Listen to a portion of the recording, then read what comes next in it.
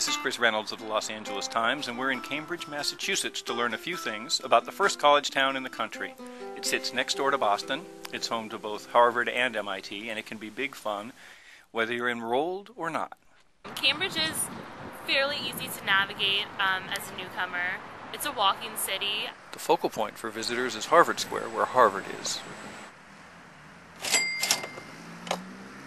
Less than 2 miles away on Massachusetts Avenue is Kendall Square, where MIT is.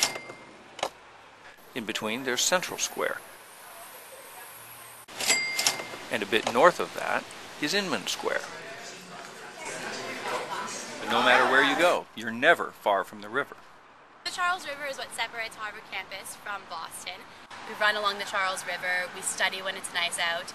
In October, this is a very popular and happening place because of the head of the Charles boat races. One of the most fun things that happens by the Charles River is the annual river run, when Harvard freshmen make boats to offer up as a gift to the river gods. So we build these boats, and all the Harvard freshmen come and line up here late at night and put the boats into the water and light them on fire.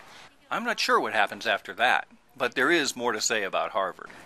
So this is Harvard Yard, which is kind of the center of classes and also the center of freshman life. All of Harvard freshmen live in dorms around the yard.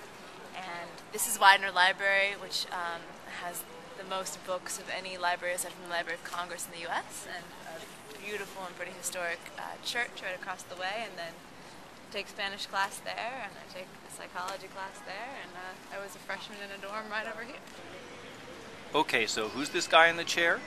It's the donor who the college was named for back in the 17th century. It's a pretty solemn statue. I mean, it's a Puritan man, and in the front it says John Harvard, founder.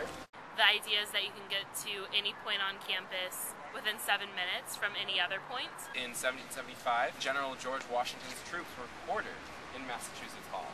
Then there's Memorial Hall, which looks like a church, but holds the freshman dining hall. And beyond this purple and yellow door, you can find the Harvard Lampoon, complete with signs of habitation.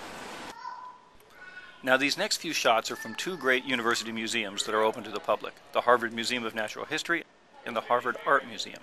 I'm going to trust you to guess which picture is from which museum. Now, I know what some of you are thinking. What about MIT?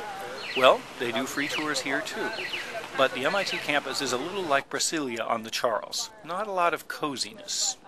There is plenty of cutting-edge architecture. One of the campus's central landmarks is the Infinite Corridor, which is really only about 300 yards long. And not far away is the room where the juggling club meets. I started juggling in high school, and I don't know, kept on doing it here. About 45% of this year's freshmen are female, as is the president, as was my tour guide. My name is Lizzie George. I am a sophomore here this year at MIT. My major is electrical engineering. By the way, MIT has a museum too, and it's full of amazing gizmos, including these kinetic sculptures by artist Arthur Ganson. You will eventually want to get outdoors again.